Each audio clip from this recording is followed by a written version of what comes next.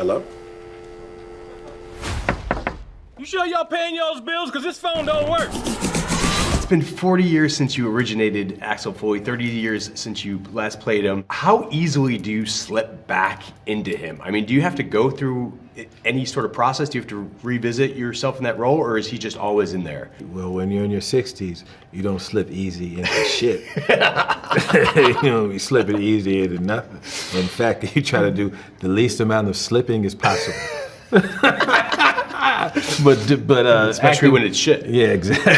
But working with those other actors and doing that character, that movie is so popular and it's around all the time, so it was kind of easy to just go back in and do it. Yeah. Once you got on the set with everybody, you just fell right into it. Yeah. Yeah. Did you retire Axel's laugh? I was waiting. Not Axel's laugh. It was my laugh. That was my laugh. Yeah. And I kind of like.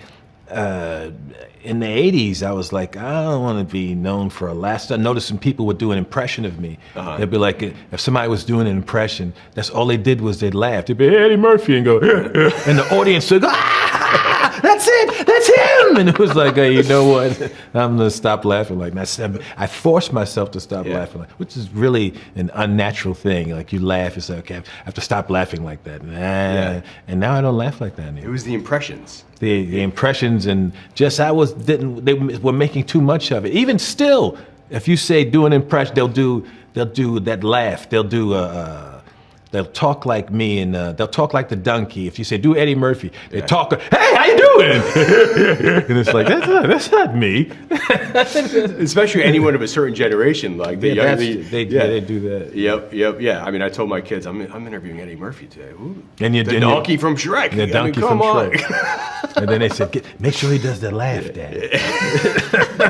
What are the biggest considerations you take into account when like reviving a classic character like Akeem or like Axel? Just that the story makes sense. The reason it took so long for this movie to come together was with the story had to make sense, and it had to have all the elements that was in the first movie. If we can't check out all these boxes, then it's not going to work. So it has to, story has to make sense, not so much funny, story. Yeah. Like I'm always telling guys or writers, when you write something, give me something that's solid, a solid story, and I'll do comedy.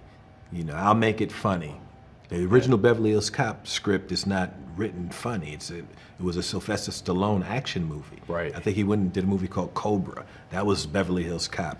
And it's like, if you give me anything that any action star has, I'm not going to play it like Stallone. I'm not going to play it like Tom Cruise. I'm going to play it like me. Mm-hmm. So it adds this funny element to it.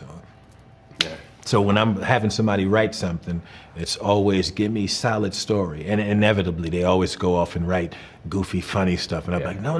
Story. Just give me story. Exactly. Speaking of Donkey, I got to report back. I mean, Shrek 5, is there any movement on it? I think we started doing Shrek. We started doing Shrek about 4 to 6 months ago. I recorded the whole first act already. Okay. And we're doing...